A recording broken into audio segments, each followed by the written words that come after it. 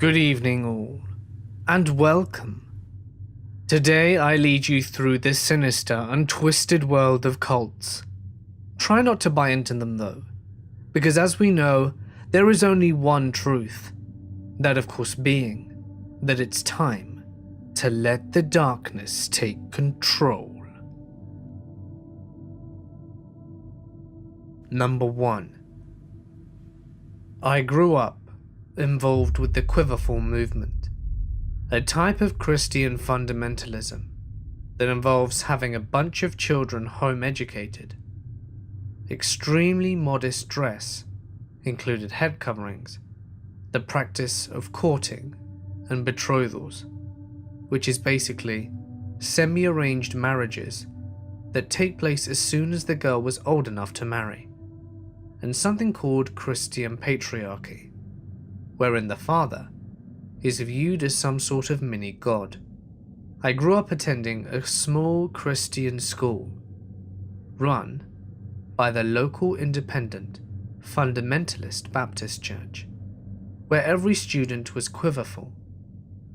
We were required to wear extremely modest clothing, ankle-length skirts, hemlines that covered the base of our necks, and we had wardrobe checks multiple times a day to ensure that this strict code was adhered to at all times. Each morning, we would pledge allegiance to the Christian flag and to the Bible. It's been years, but I can still recite both pledges by heart. Then we recited the chapters of the Bible that we were working on. Yes, I did say chapters. We memorized several books of the Bible and had to know them in their entirety. Our schoolwork was primarily books published by Abeka, BJU Press, and ACE. Our textbooks claimed that no transitional fossils had ever been found, that the Loch Ness Monster had been proven to be real and was a plesiosaur. The Great Depression had never happened, but was just a myth made up by socialists, that slavery was a win-win situation for all involved, that dinosaurs breathed fire, and that the KKK were great dudes who got a bad rap. The Trail of Tears were actually super great, and outer space wasn't real, because if you blew on a pile of baby powder, a new planet wouldn't form. This was demonstrated. The liberals didn't believe in personal responsibility. The world is about to be attacked by the floating space Jerusalem. We never covered much actual maths, science, etc. And learning the truth about the government's plan to start a second Holocaust on the Christians was seen as much more important. For 1 year, the girls also took Christian Charm. This was primarily about how God really cares about whether your chest is 10 inches larger than your waist or not. Girls were forbidden from standing with their feet parallel, like a man's. Instead, having to keep our feet at ridiculous and painful angles. We couldn't walk without being careful to glide gracefully and avoid swishing our knees. We were forbidden to not smile, but our smiles were never big enough, or they were too big. There wasn't much time for real schoolwork anyway, since we were all so busy being punished for having an ungodly facial expression, and forced to spend the rest of the school day standing on our tiptoes on one foot in the corner. In 4th grade, my parents chose to pull me out and homeschool me. We joined a local homeschool group filled with quiverful homeschoolers. My parents had gone to a different church, one which was very charismatic. We spoke in tongues, exorcised people, healed with prayer, but not necessarily quite so extreme as the IFB I had been sent to. However, as my father became more violent, as he had a lot of mental issues and was an extreme hoarder, my mother who was a borderline hoarder and very depressive, so much so that the first 10 years of my life, she barely left her bed except to use the washroom, became more and more heavily sucked into this subculture.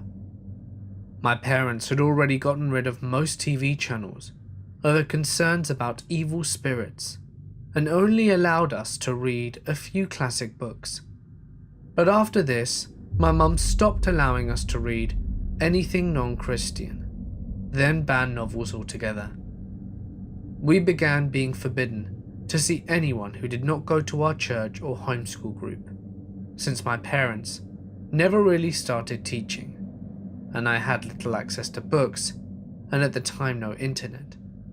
So this left little to do all day, aside from copy our Bible verses and stare out the window for hours. Time sort of stopped meaning anything. We became more into the Bible patriarchy thing, where my father was seen as the head of the household, and sort of a direct representative from God, who women were to serve and obey in every way. You weren't supposed to express any kind of wish or desire, but leave it up to your husband or father to make every decision for you. If you were his daughter, this included selecting your husband, and girls were expected to be stay-at-home daughters, serving their fathers until marriage. Biblical femininity was emphasized, which in this case meant long skirts and not having opinions or desires, except to serve whatever man God chose at the best helpmeet possible. For a couple of years, my mum, who was herself a nurse, stopped allowing us to take medicine, believing it to be witchcraft. She became more and more crazed about the idea of demons trying to attack her and our family. Unfortunately, I was born with a birthmark on my leg, and she believed that this made me Satan. My father and mother both searched for ways to fix this. I have been exorcised, had oil poured over me, had everything I own incinerated, and it apparently didn't work. After my father died, we were at least spared from his extreme violence, but my mother became only more unhinged and depressed. She mostly gave up on the idea of me being Satan, but became absolutely obsessed with the idea of Satan attacking our family. This belief is reinforced by our church and the charismatic material that she read.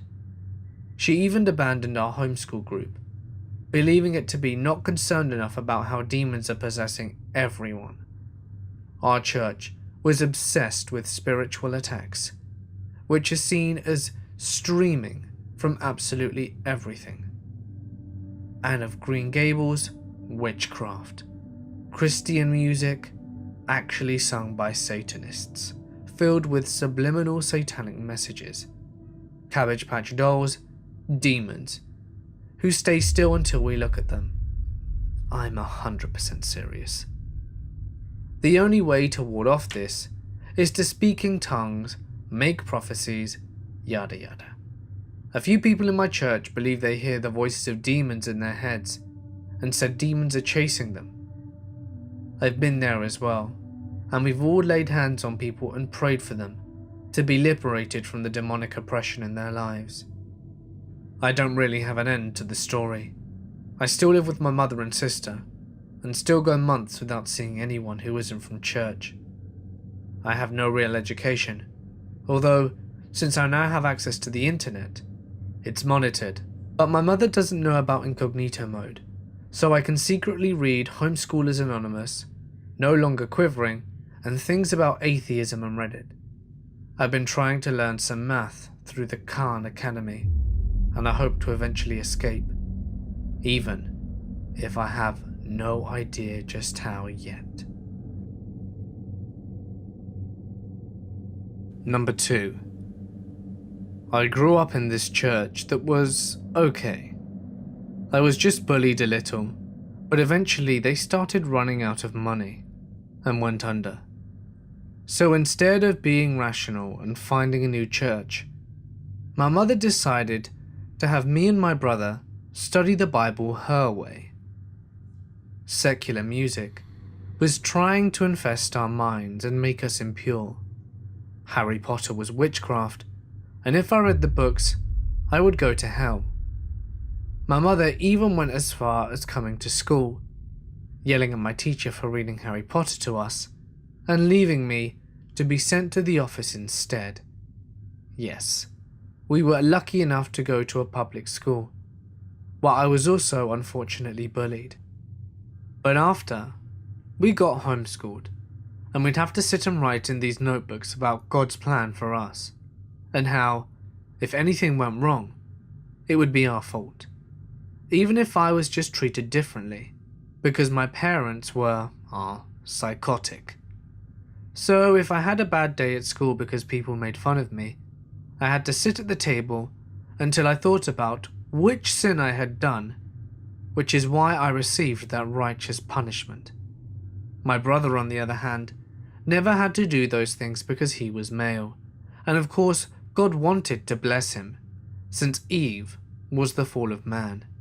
It was my place to take the blame. The same thing came time and time again as I was growing up. My brother was always encouraged to be social and join church events. I don't hold him against it. He faced some bullying too. But I was punished for expressing interests in Girl Scouts because they were a cult. Yeah, like our church wasn't. So, when I was in 4th grade, I was the victim of sexual abuse by 2 of my neighbors. I never told anyone. The whole time I was trying to recover from this, I was told that any impurity, especially sexual impurity, means that you are going to burn in hell forever, and that gays and lesbians are the spawn of Satan. Bear in mind, one of the people who molested me was a female. This was obviously traumatic enough, but as soon as my father started to become physically abusive, because he lost his job, we received slaps across the face, chairs and scissors thrown, and other instances, such as being told that I'd be skinned alive if I was caught doing wrong. It was terrifying. My brother was quick to point a finger at me for many things, but I understand now that it was all in self-defense. We were also grossly underweight. We had to earn dinner, and having to pretend was tiring, as my best friend's mum was suspicious because she saw my father push me down the stairs and flip my brother over the railing, all the while being told if we did things wrong, it was because we weren't Christian enough, and if it wasn't inflicted by them, it was God's plan for me. The summer going into 5th grade, they sent me to some camp, and we were swimming, and I decided I'd rather drown than go home. But I ended up throwing up the water and safely back home.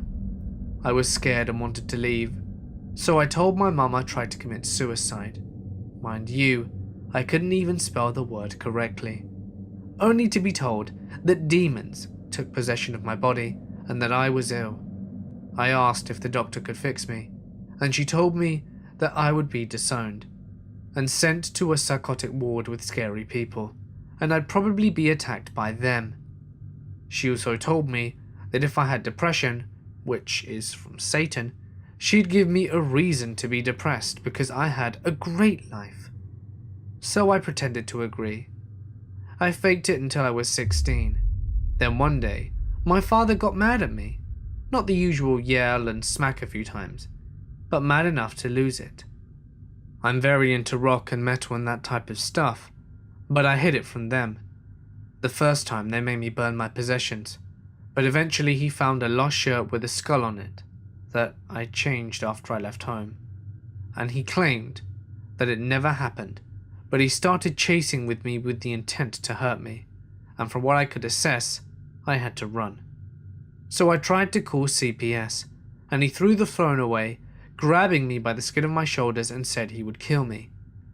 I screamed, and he said to shut up and strangled me, eventually realizing it wasn't a good idea to choke his child, and dropped me, and I ran into my room.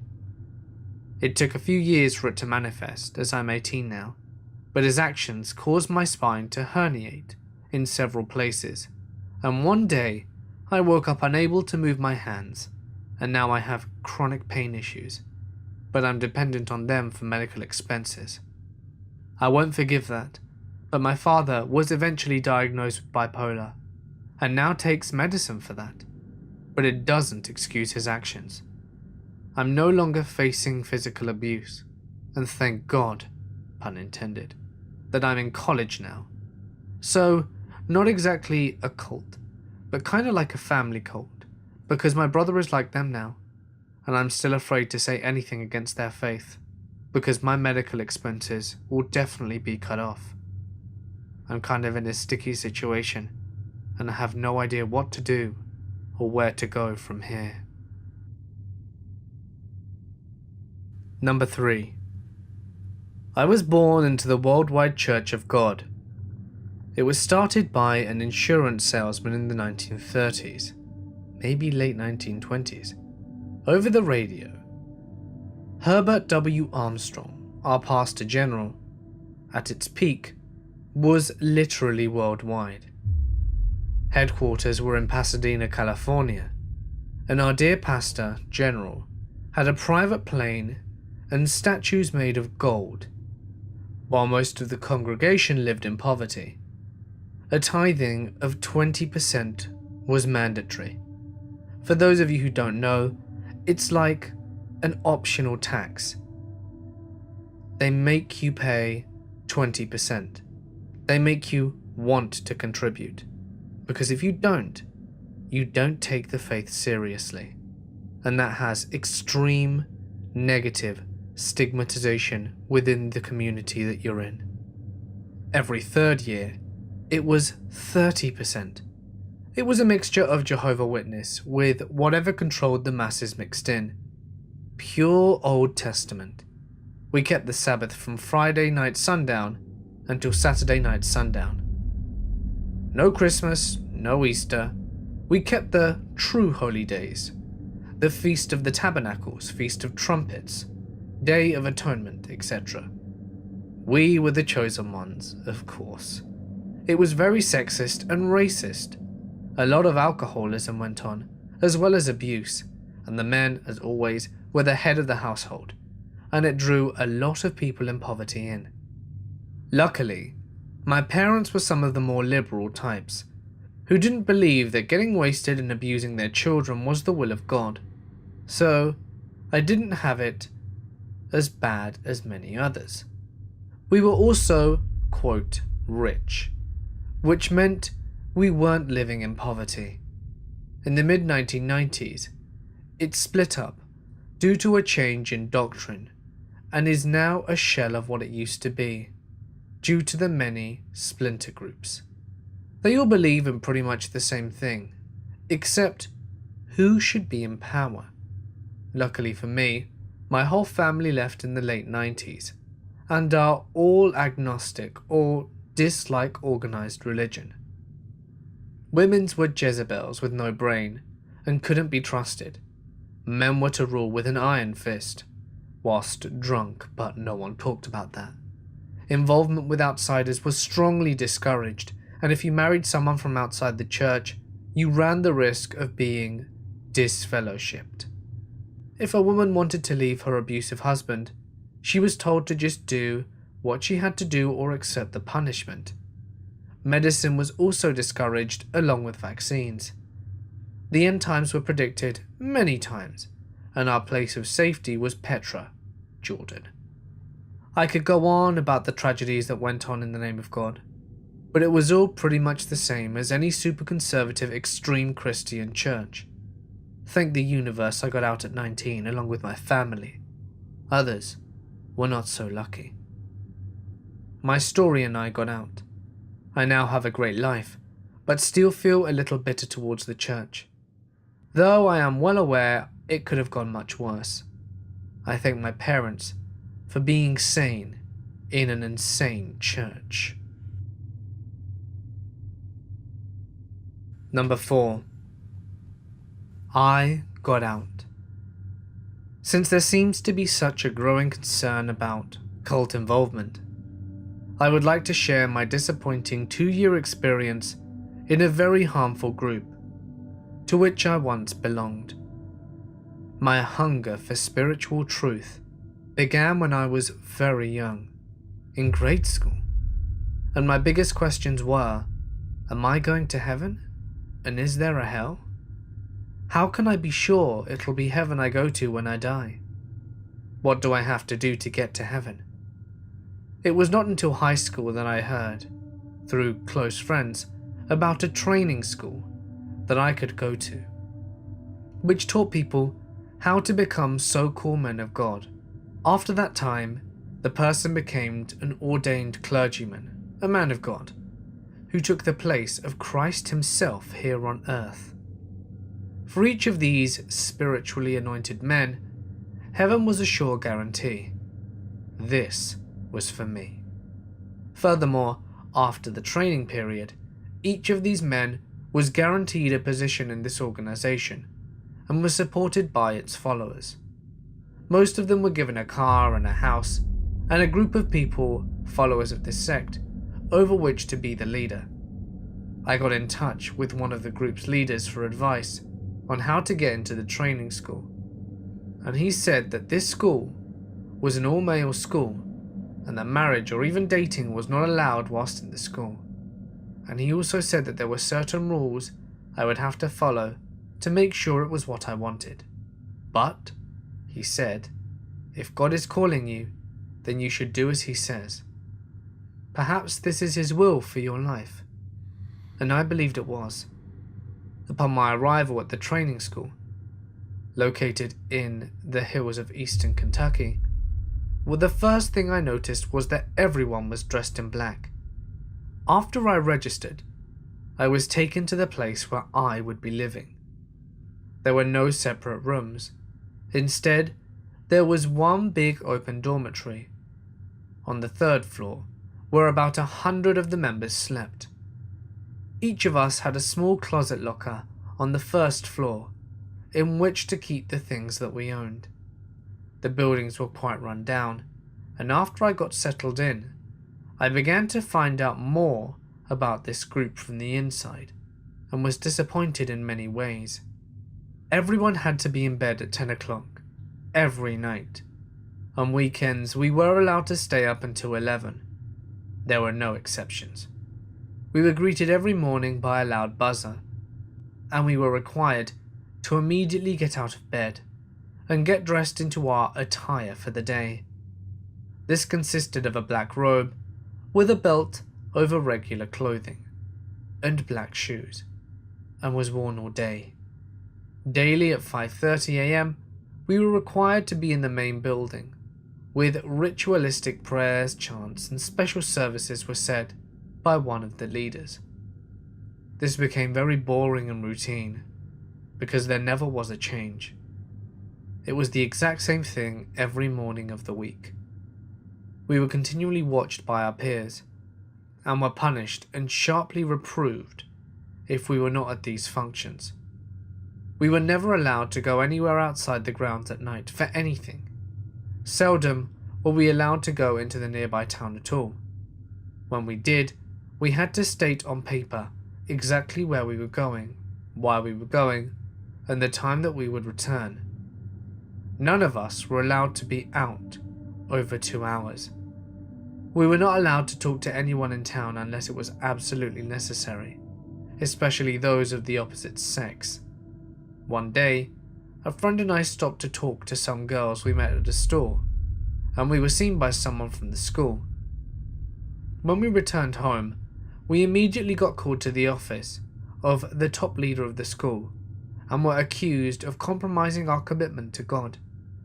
If this happens again, we would not be allowed to go to town anymore. This incident planted the first seed of doubt in my mind about this group. Something was wrong with the whole scene. The next lingering disappointment came as I sat in the doctrinal classes that were taught night after night. I was looking for God at first, but after a while I was so mentally confused with this group's doctrine that I even began to question if there was a God. If he was so loving, Why must I go through all this discipline and confusion?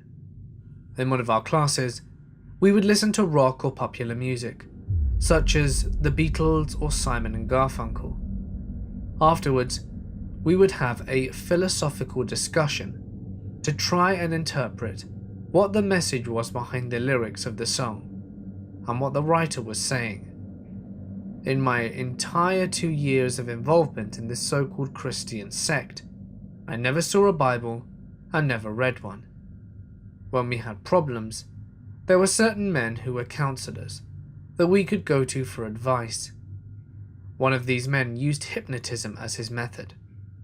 Because of the size of this religious sect, I never got a chance to personally meet the top leader of the organization who lives in another country. I heard a lot about him from our teachers. It seems this holy man was chosen by God to be the #1 representative of Jesus Christ in the whole world, and that what claims to be the only one true church today, and that anyone outside it is in danger of eternal hellfire and death. If members do not live according to the standards and doctrines set by the supreme leader of the organization, they are considered in sin and eligible for hell. Sin conscientiousness and guilt are two biggest tools used to keep the members involved in the sect. I felt required to give 10% of all my income to the organization because of fear of sin and guilt if I didn't do so. After about 1.5 years at this training school, I found out that there was even more corruption going on within. Some of the group leaders were gay and had such relationships with some of the students. There were also homosexual orgies that took place. One of the elders at the school began to make advances at me. He was only 2 years away from being ordained as a clergyman and a man of God who is supposed to help others. When I reported this, he was transferred. It was after finding out of these things that I decided to leave the organization. When I talked with one of the counselors at the school about leaving, he said that if God called me here, I was turning my back on God's calling for my life. When I left, I completely rejected anything the group stood for.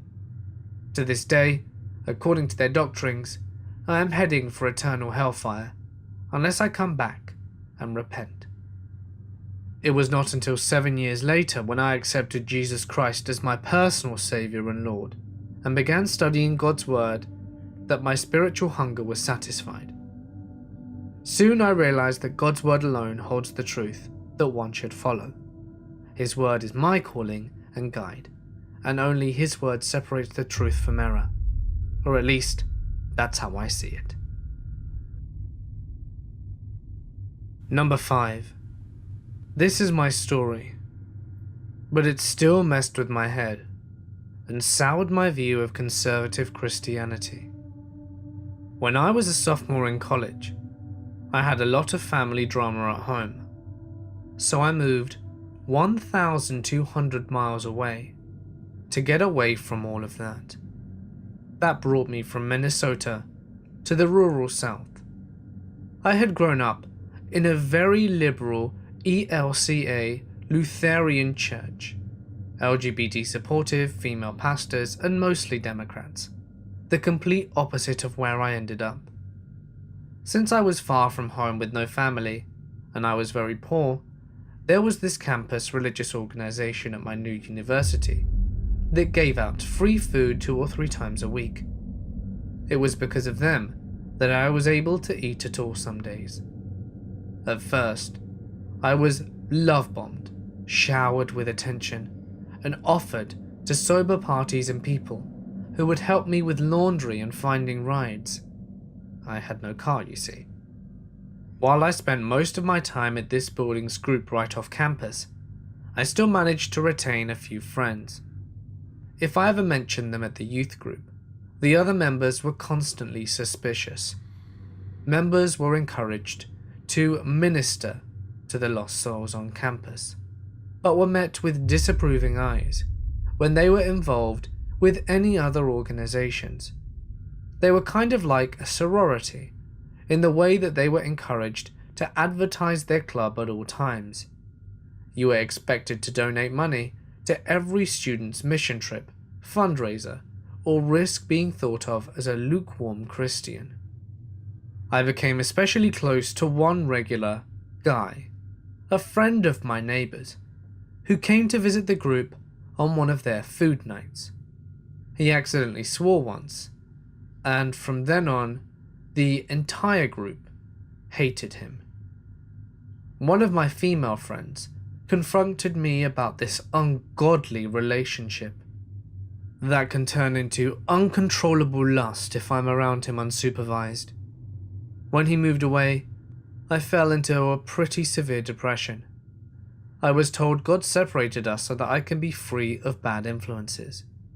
This was their main message. Once a month or so, there'd be a Bible study group just for girls. We rarely studied the Bible at all. Mostly, one or two of the upperclassmen would lecture us about how we aren't to have a heart-to-heart conversation with men before we're married. Keep it to small talk and group conversation until the guy has proposed. Otherwise, Satan can use lust to control your thoughts. Boys and girls were never to be alone in pair. This led to most girls getting married to the men they've known for a couple of months in order to have sex, or even to have real conversations. Who knows? Ironically, the songs they sung sounded incredibly pornographic.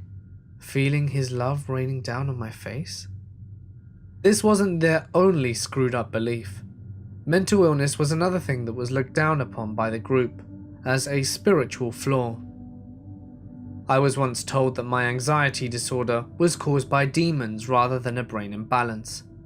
My Bible study leader believed poor people were poor because they weren't spiritual enough, and she regularly said so. They instructed the students to pretend to be friends with lonely people on campus, just long enough to get them to church. I had moved away and transferred schools again in order to be away from the influence of this group. In a small college town that didn't have very good transportation, where the majority of the students fled home every weekend, I wasn't able to be independent without their help.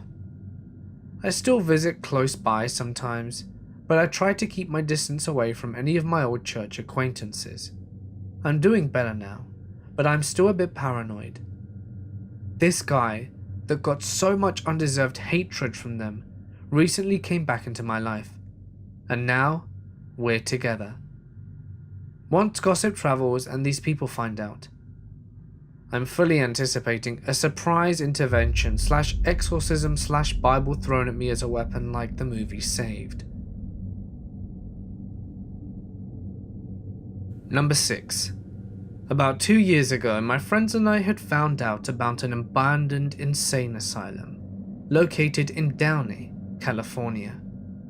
Being the curious 17-year-olds that we were, we decided it would be a good idea to explore this abandoned facility, just to see what we could find inside.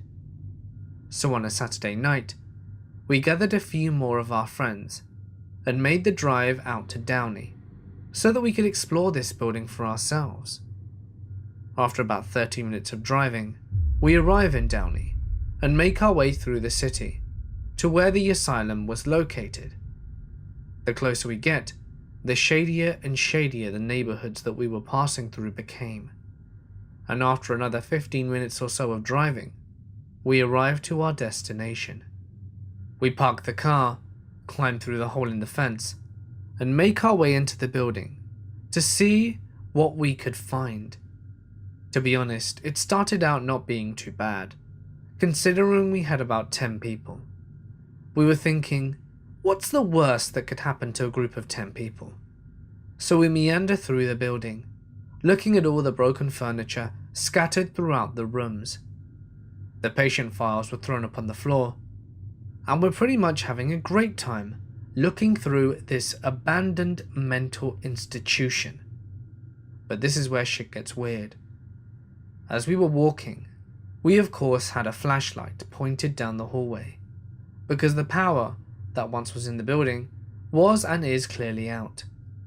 But as we're walking with our flashlights pointing ahead of us, we come to a corner and see the adjacent wall of the corridor light up from what we assumed was another flashlight, and sure enough, we turn the corner and there's another group of 4 kids, shady as hell. We confronted each other, and they ask us if we'd been to the slide. We politely answer no, because we have no idea what they're talking about, and they tell us that we should follow them. Of course we decline, because we're getting weird vibes from these people, and they're talking amongst themselves. One of the kid comes up with me, I kid you not, with a 6-inch long Bowie knife. Isn't this thing cool? Look what I found, as he moves the knife closer to my face. I politely answer, what a cool thing to find, and we start moving away, telling them that we're going to explore the roof of the building. Surprisingly, they say you're right, and they turn the corner and continue on their way.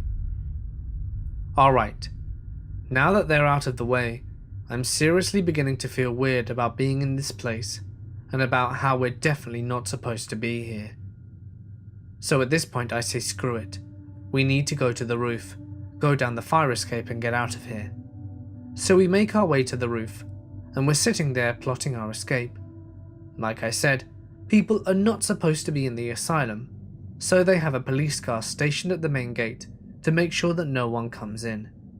So, as we're up there, we try and figure out the best path to get out of here without getting noticed by the cops. That's when my friend sees a fire escape ladder coming down off this higher portion of the roof. We decide that that is probably our best bet, so we grab a small ladder that we will be able to boost from this higher portion of the roof, and my friend Jonah goes up and immediately turns, so he could help other people by pulling them down. As I'm getting myself up there, my heart completely sinks. Jonah, did you not see this when you got up here? What the hell are you talking about, man? He responds. I'm looking forward, and he slowly turns to see what is pretty much my worst nightmare. There are about 15 hooded people, sitting in a circle up there, surrounding a burning cat or some other dead animal. These guys are speaking in tongues and making noises which sounded satanic. As we're both getting down, we get noticed, and they start talking amongst themselves in this weird language. And as soon as we get down, these guys stand up and start sprinting towards us. I tell everyone to ditch the idea of the fire escape and not to worry about the cop. We need to get the hell out of there. So we start sprinting through the building with this cult in close pursuit behind us. We miraculously make it out of the building and are starting to run across the field to the main gate. And as we're doing so, the cop notices all the commotions and turns on his sirens and comes driving in. Thank God he manages to cut off the cult from us, and he starts chasing them as we get away safely. Honestly, I can safely say it was the scariest experience of my life. Why would we have done that? What would we have done if they'd have taken one of our friends? Would we have gone back in to confront them? I don't know. I'm just glad it didn't happen. Number 7. I was raised in an extremist Pentecostal cult. My uncle had molested a 16-year-old girl and was kicked out of their organization. So he branched off and created his own religion, and my family followed. I was unable to listen to music, wear pants or makeup, hang out with my friends, and was forced to work and start paying rent when I was only 14. I wasn't allowed to use the family toothpaste. I had to buy my own. Women were treated like shit, and none of the men worked. They stayed at home and had affairs. I'll give you an example to kind of show you how crazy these people were and are. I broke my finger at school, and my parents didn't take me to hospital. They instead took me to church and tried to heal it with faith. When my finger remained crooked, they started screaming at me for having a demon which was preventing me from having the faith heal my finger. They then exorcised the demons out of me. I've had the demons exorcised out of me more times than I can remember, for trivial things. I was emotionally and physically abused, as well as manipulated in every sense of the word. When I was sexually abused by a Sunday school teacher's husband when I was 4 and told my family about it, they yelled at me for wanting to tell others about it in hopes of protecting other children from the same fate. They were terrible, disgusting people. I could tell you even more stories that would cause you to lose your faith in humanity. My finger is permanently crooked, and it's a reminder of where I came from. A few months before my high school graduation, I had gone to another city for a Christian youth convention, which is kind of in itself a miracle that I was actually allowed to attend, since it was a non-denominational event.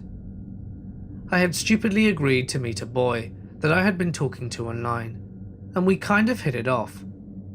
This would have been April. Afterwards, him and I kind of secretly kept in contact, and then my parents found out that I was talking to a boy online and forced me to cease all communications further with him. So I sent him a message whilst my parents dictated over my shoulder, saying I was never going to talk to him again. He basically figured out that something was up, and ended up driving from his city to mine, which is a 10-hour drive, to come see me and hear it from me in person. He stayed in a campsite 10 minutes out of town, and I snuck away to see him, and we went for a walk around the campsite to talk about what was going on. Somehow, my family got wind of it, and when we got back to his tent, they had somehow found him and went through all his belongings. They found condoms, so called the police and said that I was raped. I'll never forget walking up the road seeing several vehicles, including cop cars as well as half my church. My father was driving around with a shotgun trying to find us. I tried talking things down with the cops, whilst my relatives screamed at him. I wasn't raped, I was a virgin. The cops told me that I should go home and straighten things out with my family, and then come back and talk to the boy. So I did that. When I got home, there were more members of the church already at my house.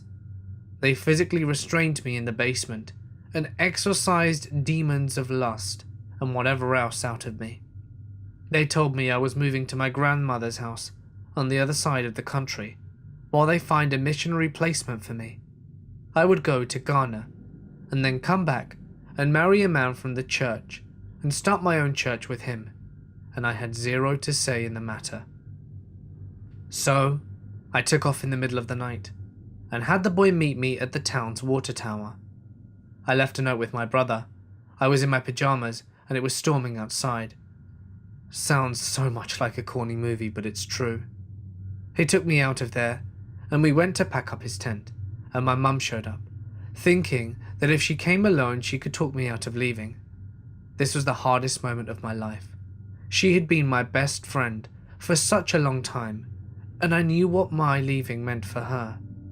I sat in the passenger seat of his car, whilst my mum sat on the ground and clutched my arm, pleading for me to stay.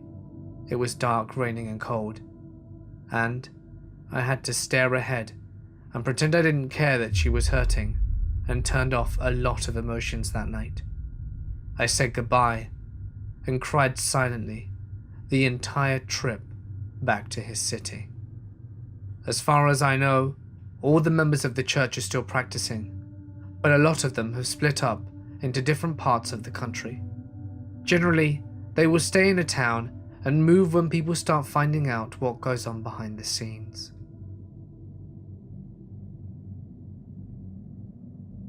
Number 8. Cults. I had bad experience with cults. When I was 15, I was sent to live with one as punishment for smoking marijuana and dyeing my hair black. My parents are actually pretty normal for Midwestern US Christians. I was sent to this cult in South Texas to get my heart right with God, or some such nonsense.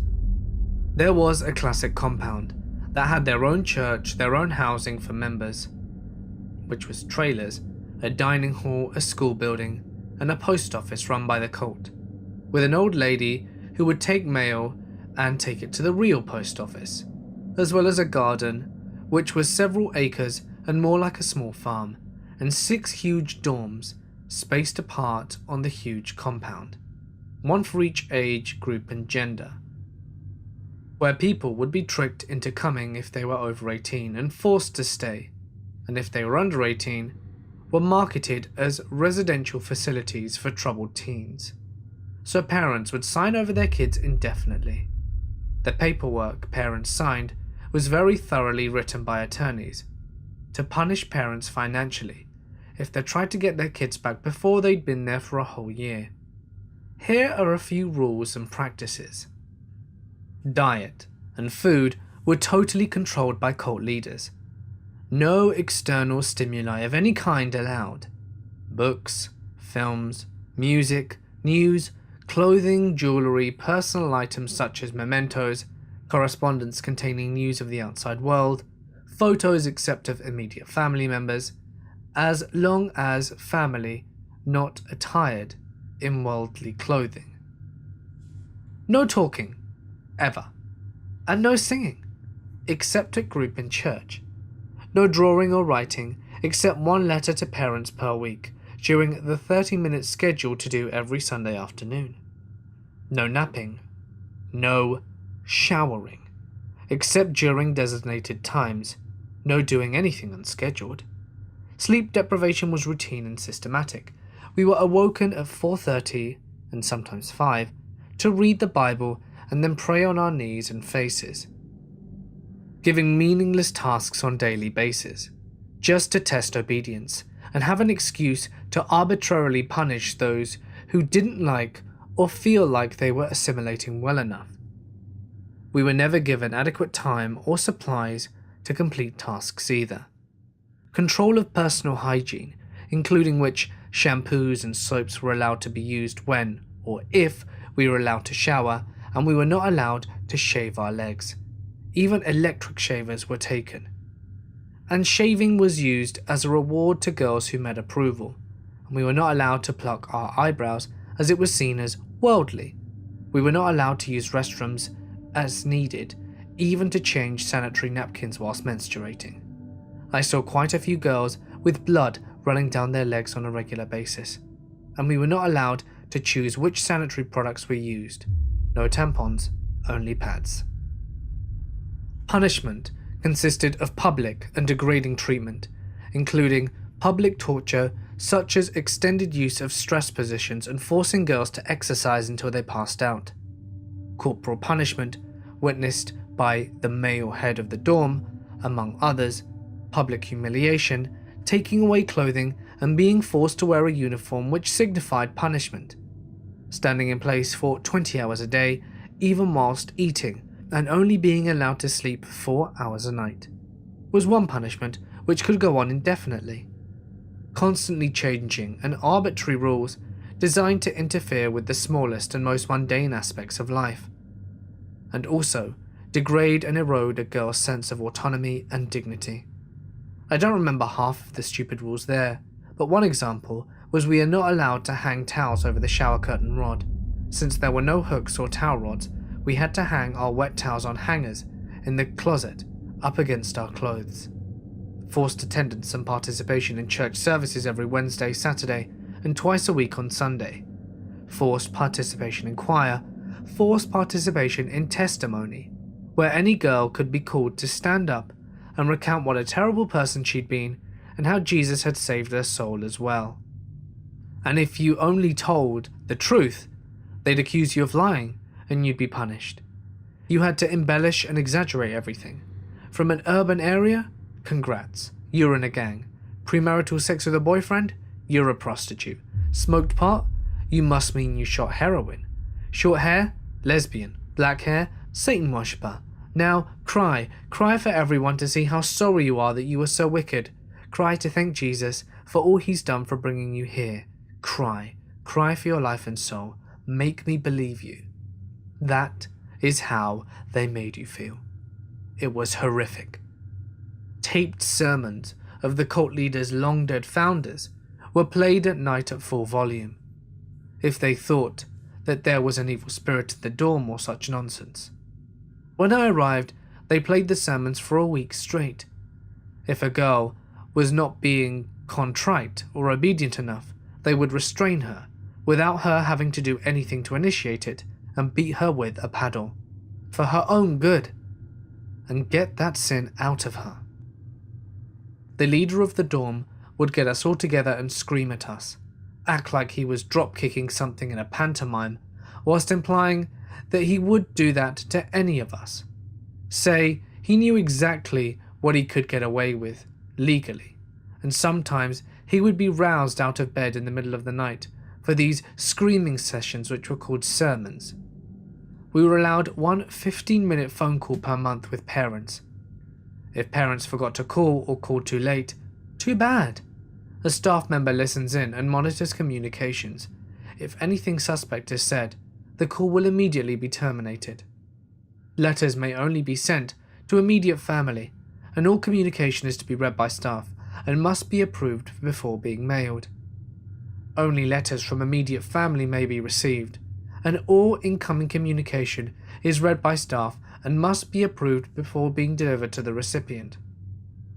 Items may be redacted with a black Sharpie before being read by the recipient, or the entire letter may be thrown in the trash without notifying either the sender or the recipient of the decision to do so, or of the existence of the letter, as well as general unpredictability. I was there for just over 10 months, and afterwards was diagnosed with post-traumatic stress disorder. The place got shut down just after I left. It moved to Florida and got shut down there, and is now open in Missouri. None of these 3 states require licensing or oversight from the state for these residential facilities to operate, because they are affiliated with the church and qualify for faith-based exemptions.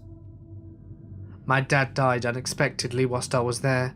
My mum alternated between trying to justify/gloss over it, basically saying it was my fault and that I made it necessary, and that their hearts were in the right place, or a combination of the two. Or, on a couple of occasions, she actually apologised. One of those times she was pretty sincere, and I stopped bringing it up. You see, they knew the place was strict. They bought into the tough love hype from James Dobson, which had prepared them mentally to be able to do this. When my mum and I arrived there, I knew it wasn't a place I wanted to be. I can't even explain the sense of panic. I freaked out, which my mum took to mean that I needed to be there even more than she thought, and further solidified the decision to leave me there. Once I was in, I couldn't tell them what was going on, because of the meticulous communications monitoring. I did tell my mum after she came to visit me after I'd been there for 6 months, but she wouldn't listen. I try not to think about it now. It's just what religion does to people.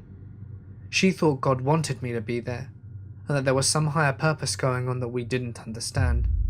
Also, it was probably a lot easier on her to have me gone. I only got out when the cult kicked me out. Number 9. I wasn't in a cult, but the mother of the girl I work with was in one. She sent my co-worker to this summer camp hosted by a cult. So, she gets there, and for the first few days all the girls were just like, yeah, right, like, I'm just gonna believe this nonsense. She told me they did a lot of one-to-one counselling, which managed to convert a few of the girls. They then used these girls to manipulate others, doing things like belittling the non-believers and trying to shun them from the group. I remember she said they were only allowed to call their family in emergency situations, so I guess they were trying to separate them from any emotional or moral support that they could break easier. My co-worker managed to sneak into the phone area at night sometimes and call her dad, who wasn't in the cult, but he thought she was making things up and over-exaggerating. I forget some of the other stuff.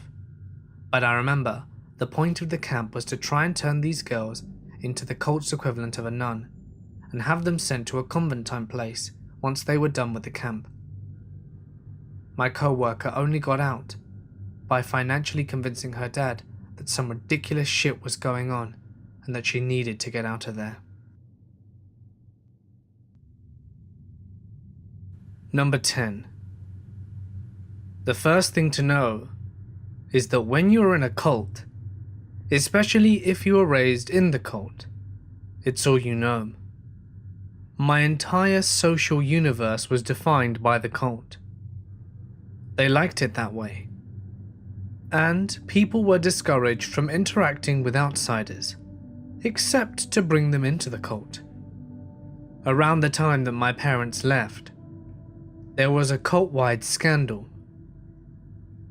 The why and how isn't really important to this bit of the story, but one of the results was that the people were trying to make reforms on every local level. The organization was very hierarchical, and this was radical thinking. I decided to take some college courses in religion at my university: comparative religious studies, apologetics, exegesis, and so on. I also asked the campus leader out to lunch on a weekly basis, on my dial, to discuss the challenges that were happening and what I could do to help. I started to share some of what I was learning in my classes during our lunch. He seemed really positive and happy. He even had me prepare some sermons and the like. But that was only to my face. I guess I should have known better. Still, I was given some responsibilities, low-level stuff, week after week, and I would meet up with the leader and talk about things, but nothing changed. At the end of the semester, I dropped out of college to start my own business and started working absolutely insane hours. Looking back, I probably did that to get away from everything that was going on more than anything else. I cut back on attending so many functions, citing my new business as the reason.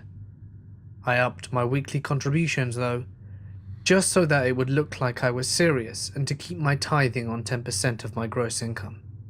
I was surprised that few people complained to me, but kept wrapping myself up in work.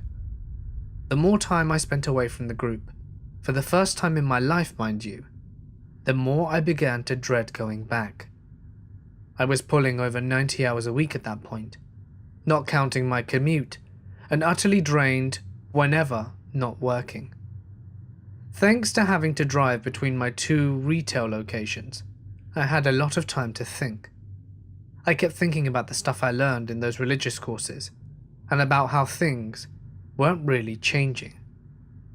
I just couldn't reconcile the behavior that I saw in the leadership, in private, and what they did in public. One evening, when driving home, it clicked that it wasn't just the leadership acting in that way. Everyone who was higher up in the organization all were successfully modeling the same behavior. Behavior that I didn't really like, or think that it was the way that people should be treated. Insomnia hit me hard. You know the opening scene of Fight Club? My life became like that. I was never really able to sleep, and never really awake. I was able to hit a point where I would have micro-sleep episodes through the day. I was emotionally bleeding out. Then the hallucinations started. Or more accurately, I began to dream while awake. Not good for business or your sanity. I tried to reach out to people, friends, that I had grown up with, and it was hard to even begin to explain what I was going through, and I was shocked cold when they stopped me and asked how my Bible studies were going, and told me that I should spend more time at cult events and with my discipler. I started journaling, something I highly recommend, and got in the habit of reading back over the last few weeks every so often. I noticed a pattern in who called me and what they were asking. I was always called several times to make sure I went to the midweek group meeting, which was when we tithed. It looked like people had actually made a schedule of who should call me and when. I decided to take a week off. Off work, off the group, off life. It was the first time I got real sleep in more than a year. My head was so much clearer when I woke up, and I realized how good I felt and how shitty it would feel to go back. It took me 6 months to fully leave. Bonus story. Back when I was younger, I got involved with a cult of sorts.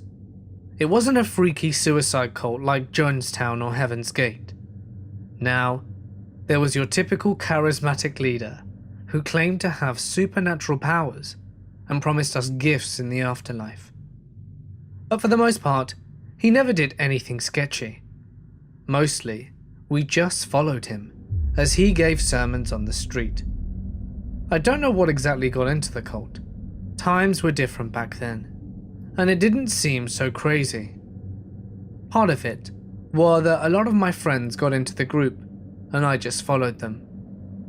A much larger part of it was that there were always a ton of hot girls around, and at that point in my life, I didn't have much to hold on to, and he gave me something to believe in.